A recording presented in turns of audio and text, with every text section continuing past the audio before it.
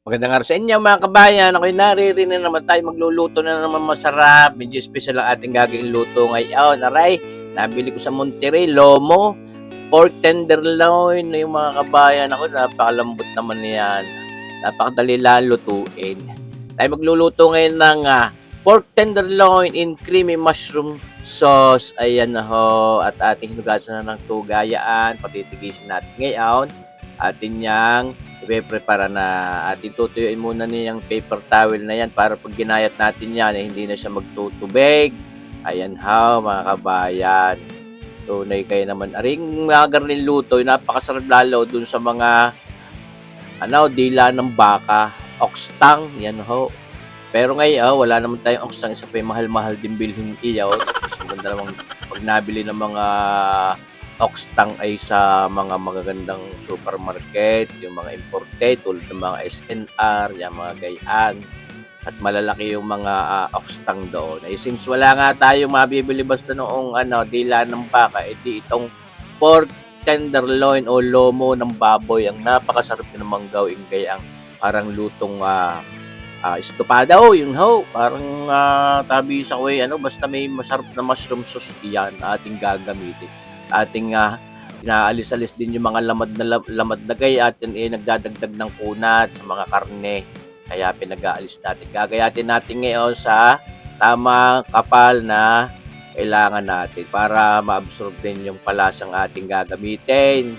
Kaya yan ho, sa inyo napapanorma. Gaila ang sukat o kapal ng ating at itong mga pinagtistisang kao, magagamit din naman natin sa ibang mga pagsasangkot siya o pagka may ibang lutong paggagamitan, yung mga tatanggal natin. Para lang maganda-ganda rin ang itsura ng ating paggagayat na ginawa. Ngayon natin sinasalansan na diyan ating season lang din yan ng salt and pepper, mga kabayan, karigit na oyster sauce para may linam namin. Hindi na tayo nagbibitsin, yun naman para pinaka-bitsin natin yung oyster sauce dahil yung linamnam noon ay napakasarap. Yan ho. Ginaibabad natin ng mga may kalahating oras di, pwede na lutuin niya. Siyempre, magkabilang pisngi ating sisisod sa inyong napapanood na yan.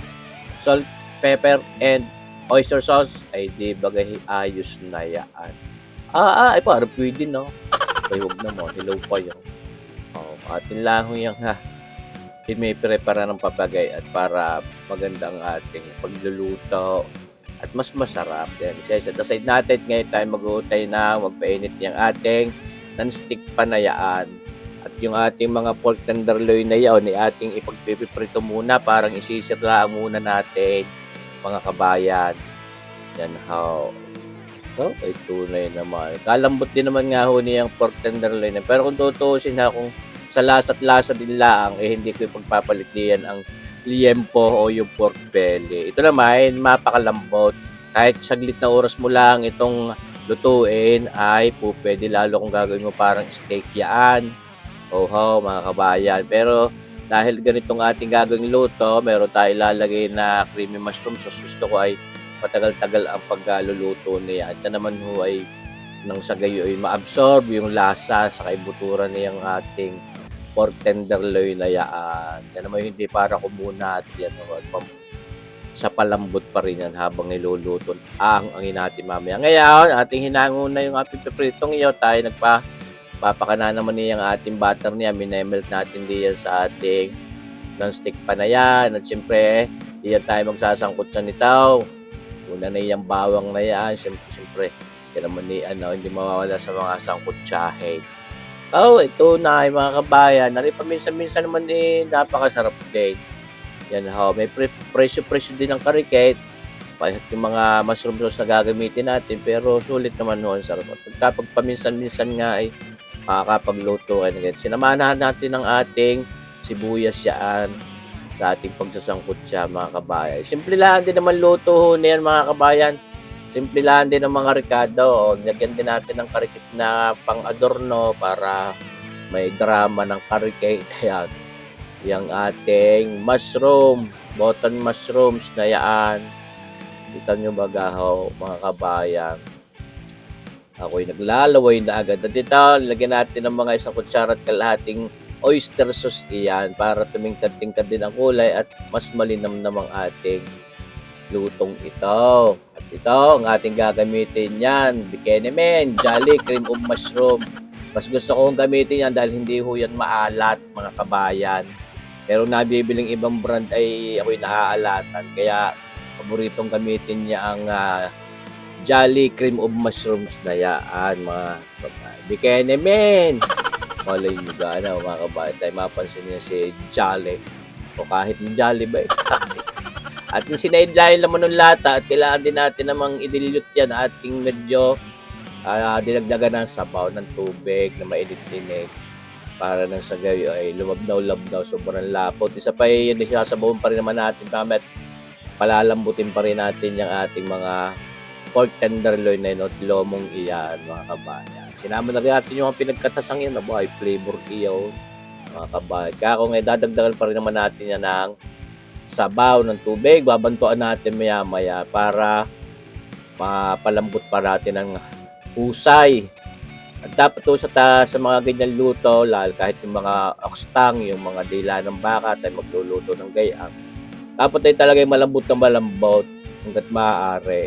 Hindi yung nalaban sa ngipin pag kinakagat. Yan. Ating kulubit, ang lumambot, aangangin natin.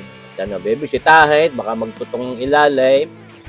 Baka maigahan, nako, siya.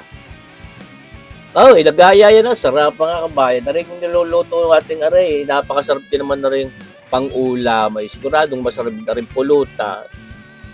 So magbabarik baga. Lahat ng pulutan yun, pinupulot. Yung kalamyas ay pinupulutan, yan pa. Di baga ho, mga kabayan. Ito na, lagaya, yan, sarap itong ating pork tenderloin in creamy mushroom sauce.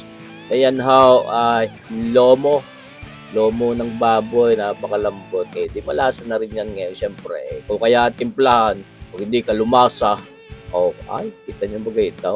Espesyal. Ayan na, luto na. Nilagay natin din sa ating mangkok na yan at ating paiikutin ng karikate ng lalo sumarap. Ayan to. At lalantakan na natin ngayon itong ating ilutong ito. Sana makasubok din kayo magluto ng mga papagayaan, mga kabay, kahit paminsan-minsan, lalo pag may okasyon, para hindi lang laging pangkaraniwan yung mga inihahain natin sa hapag ng lantakan. Hindi ba kita nyo ba ito? So creamy, nagayayang sarap, talap. Sana makapagluto rin kayo na rin kahit maya-maya agad. Ayun siya, maraming salamat daw sa panonood ninyo mga kabayan. Sana iabangan nyo pa rin palagi itong ating mga cooking videos dito sa ating YouTube channel. Hindi na tayo nag-upload ng ibang mga videos dito. Lahat ay purong pagluluto ko lang mga kabayan. Mabuhay po tayong lahat. God bless!